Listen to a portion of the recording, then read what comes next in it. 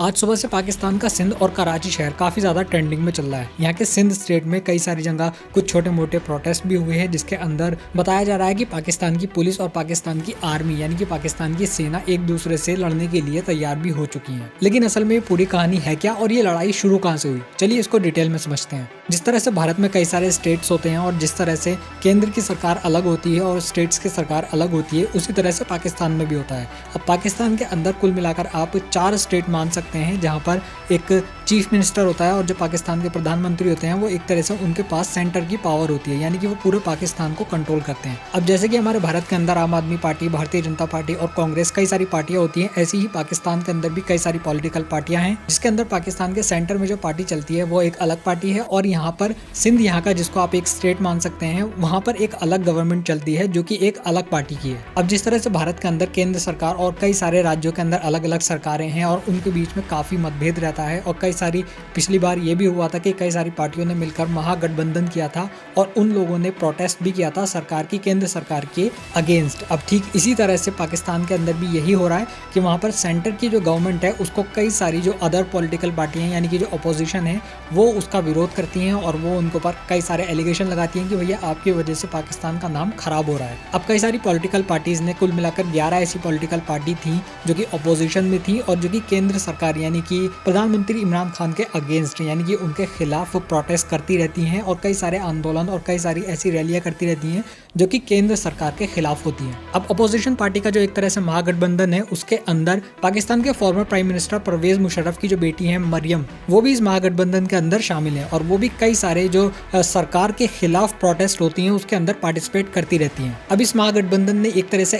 एक आंदोलन किया था पाकिस्तान के कराची शहर में, जिसके अंदर इन्होंने सेंटर की गवर्नमेंट को यानी कि इमरान खान की गवर्नमेंट को काफी बुरा भला कहा था और एक तरह से उन्हें कई अपशब्द भी बोले थे, ऐसा इनके अंदर कहा जा रहा है, ऐसी रिपोर्ट्स आ रही हैं। अब मरियम नवाज शरीफ ने भी इसके अंदर काफी लंबी स्पीच दी थी, उन्होंने भी बिल्कुल ऐसे ही शब्द बोले थे पाकिस्तान की गवर्नमेंट के लिए और कई जगह उनको क्रिटिसाइज किया था और कहा था कि भैया ये जो पाकिस्तान की सेना और पाकिस्तान का जो नाम पूरी दुनिया के अंदर खराब हो रहा है उसके पीछे सेंटर की गवर्नमेंट यानी कि इमरान खान जो सरकार चला रहे हैं वो इसके लिए जिम्मेदार है। अब वो इस आंदोलन के अंदर स्पीच देती हैं और कुछ समय के बाद ये आंदोलन खत्म हो जाता है और उसके बाद मरियम जो है वो अपने कराची के होटल में पहुंचती हैं, जहां पर कुछ देर के बाद पुलिस जो है वो पहुंचती है और उनको गिरफ्तार करने की कोशिश करती है, लेकिन उनको गिरफ्तार नहीं कर पाती बल्कि उनके पति को गिरफ्तार करके ले जाती है। लेकिन पुलिस के पास उनके खिलाफ कोई ज्यादा सबूत नहीं थे, इसीलिए उन्हें कुछ घंटों के बाद ही वहां से रिहा करना पड़ा और अब यहीं से सारी कॉन्ट्रोवर्सी शुरू होती है। अब यहाँ पर अपोजिशन का जो महागठबंधन है उन लोगों का आरोप है कि भैया यहाँ पर जब पाकिस्तान की पुलिस ने, कराची पुलिस ने इनके पति को छोड़ दिया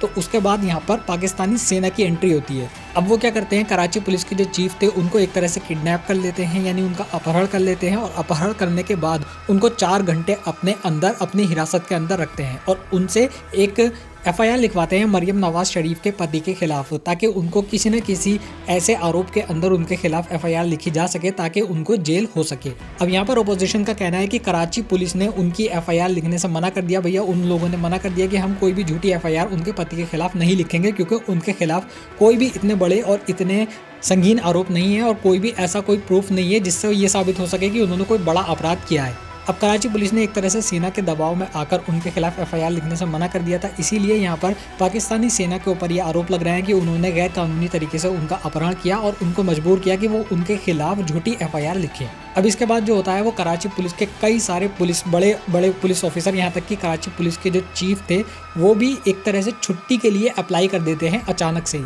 और यहीं पर इस शक को और भी ज़्यादा बढ़ावा मिल जाता है कि भैया यहाँ पर जाहिर सी बात है कि कोई इतने मुश्किल हालातों के बीच में इस तरह से छुट्टियों के लिए अप्लाई अचानक से कैसे कर सकता है। तो बस इन्हीं सब बातों को लेकर जो पाकिस्तान की पुलिस है और पाकिस्तान की जो सेना है वो एक तरीके से आमने सामने है। इनफैक्ट पाकिस्तान के सिंध स्टेट के अंदर कई जगह छोटी मोटी ये झड़प भी हुई है, कई जगह छोटे मोटे ये दंगे भी हुए हैं, जिसके अंदर ये बताया जा रहा है कि पुलिस और सेना के बीच में एक तरह से जंग छिड़ गई है। और इन्हीं सब बातों को लेकर पाकिस्तान का सिंध स्टेट और कराची शहर काफ़ी ज़्यादा ट्रेंडिंग में चल रहे हैं। सो गाइस, इस वीडियो में नहीं, आई होप कि आपको ये सारा मैटर समझ में आया होगा और साथ ही पसंद भी आया होगा। अगर आपको ऐसा लगता है कि आपको फ्यूचर में ही मेरा कंटेंट देखना चाहिए तो आप मेरे चैनल को सब्सक्राइब कर सकते हैं और साथ ही लाइक भी कर सकते हैं। मैं मिलता हूँ आपसे नेक्स्ट वीडियो में, तब तक के लिए टेक केयर।